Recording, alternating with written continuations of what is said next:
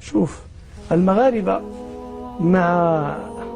مع آل رسول الله صلى الله عليه وسلم أمرهم عجيب، عجيب غريب عجيب غريب. في سنة 169 هجرية حتى نفهم السياق يعني، وقعت معركة في مكة في مكان اسمه فخ قريب من قبر عبد الله بن عمر، تقريبا 500 متر. في فخ قتل ما يزيد عن 198 من آل رسول الله صلى الله عليه وسلم، من آل الحسن. من قتلهم أبناء عمهم العباسيين هم الذين قتلوهم.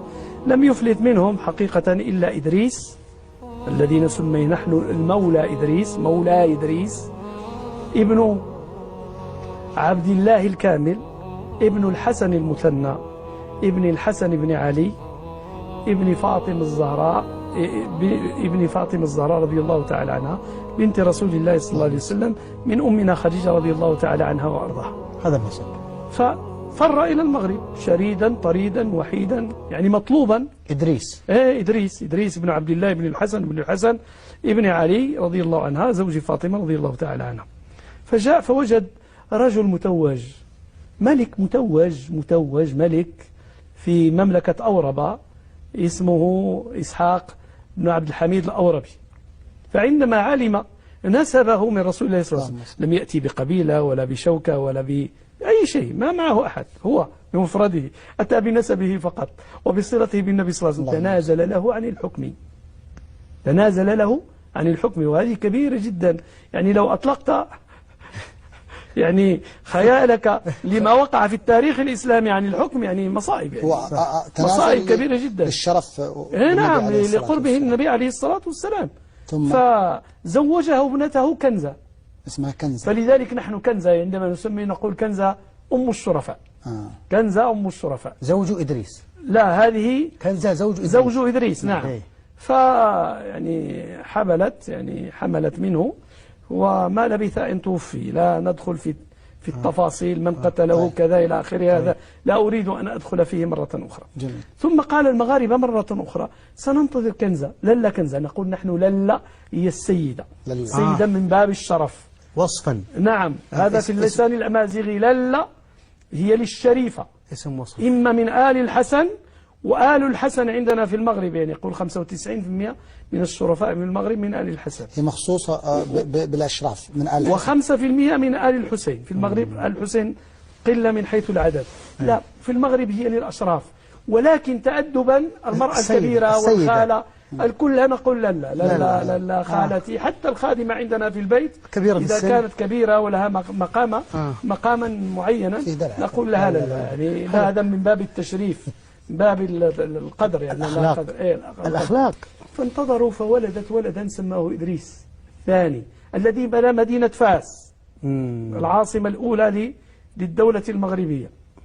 فانتظروه حتى وصلت سنة 12 سنة ثم بايعوه عليهم.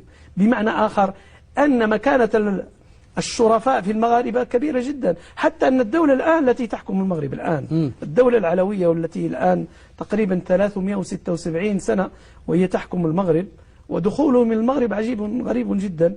جاء المغاربة حجاج فقدسوا في القدس، نسأل الله تعالى أن يفك أسره من اعتداء الصهاينة الغاشمين. ثم ذهبوا إلى المدينة المنورة لزيارة سيدنا رسول الله، ثم حجوا، ثم عادوا إلى المدينة يلتمسوا شريفا يجتمعوا عليه.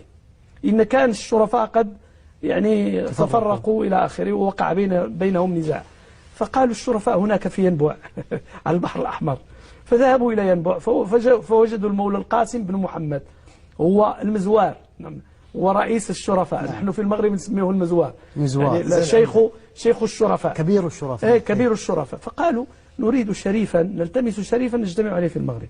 فكان له 8 من الأولاد، 8 من الأولاد.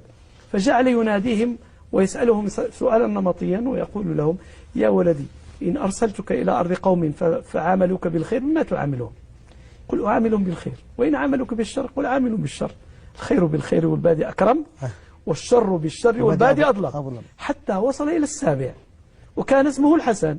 قال: يا ولدي، إن أرسلتك إلى أرض قوم فعاملوك بالخير بما تعاملهم، قالوا عاملهم بالخير. قال: وإن عاملوك بالشر؟ قالوا أعاملهم بالخير. قال: وإن تمادوا في غيهم وعاملوك بالشر؟ قال: أعاملهم بالخير. قال: إلى متى يا ولدي؟ قال: إلى أن يغلب خيري على شرهم. قال: فدعا له سر به يعني أيما سرور، يعني السرور وهذا الذي يريد، وهذا الذي يريد. فذهب ودخل إلى المغرب فسمي بالحسن الداخل.